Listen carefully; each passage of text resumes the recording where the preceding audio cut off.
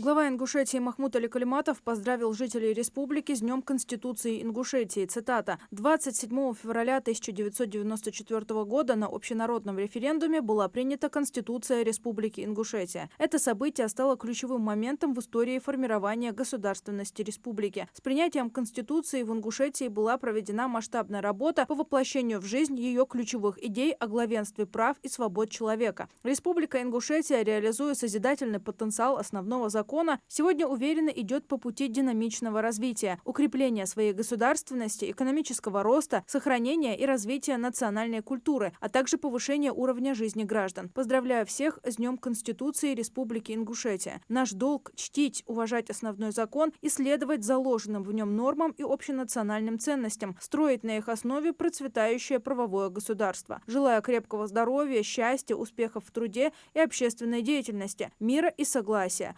Машер цхаго елыш дахыл двайгайгайкам. Беркати хылбу вей хамсыр мохк галгайча.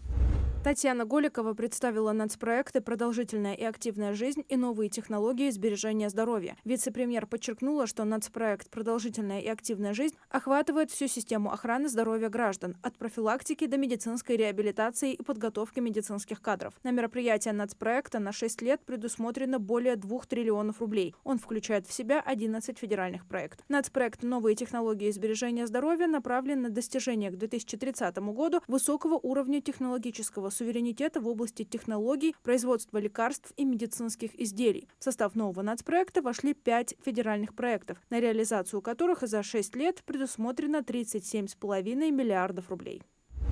В апреле Ингушетия присоединится к всероссийской акции «Тополь Победы». В городе воинской славы Малгобеке посадят саженцы тополя, выращенного из почек дерева, уцелевшего в ходе Сталинградской битвы, сообщил глава республики Махмуд Али Калиматов в своем телеграм-канале. Он отметил, что сегодня тополю более 100 лет. Несмотря на то, что ствол дерева был изрешечен пулями и осколками снарядов, после освобождения Сталинграда весной 1943 года оно снова зацвело и продолжает жить. Саженец тополя Победы впервые был посажен в Ингушетии в апреле 2017 года на территории мемориала памяти и славы в Назране. В связи с резкими перепадами температур на крышах домов и козырьках образуются наледи и сосульки. Они опасны и при падении могут нанести вред здоровью пешеходов или повредить припаркованный транспорт, предупреждает МЧС России. В ведомстве рекомендуют у высотных зданий передвигаться только по внешней стороне тротуара, не стоять под карнизами и балконами, на которых образовались сосульки. Нельзя останавливаться, поднимать голову, если вы услышали шум сверху. Необходимо отбежать от дома, либо же наоборот вплотную прижаться к стене и голову защитить сумкой или руками. Не оставлять детей без присмотра в местах, где возможно падение с крыш, глыб льда, снега и крупных сосулек. Правительство России с 1 марта сможет устанавливать критерии надежности теплоснабжения потребителей, уточнять полномочия муниципалитетов по подготовке к отопительному сезону и оценке готовности теплоснабжающих организаций. В многоквартирных домах эта обязанность будет возложена на управляющую компанию, а муниципалитеты будут обязаны готовить к отопительному сезону в том числе и бесхозные объекты теплоснабжения. За неготовность к отопительному периоду будет введена административная ответственность. С правилами обеспечения готовности к отопительному сезону можно будет ознакомиться на официальном портале правовой информации.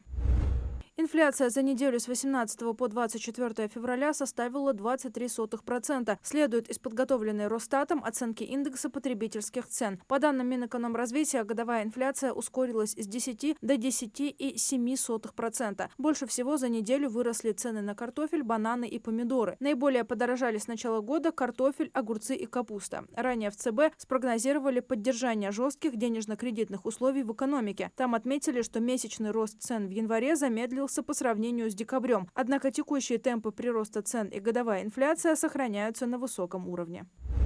Выплаты ветеранам Великой Отечественной войны ко Дню Победы будут производиться без заявлений, СМС-сообщений и звонков, рассказала депутат Госдумы Светлана Бессараб. Согласно указу президента России, выплату в размере 80 тысяч в апреле-мае получат в том числе ветераны Великой Отечественной войны, узники концлагерей, жители блокадного Ленинграда, вдовы военнослужащих, погибших в период войны с Финляндией и Японией. Бессараб добавила, что если кто-то требует назвать коды, информацию по поступающим СМС и прочее, это мошенники и следует незамедлительно прекратить общение.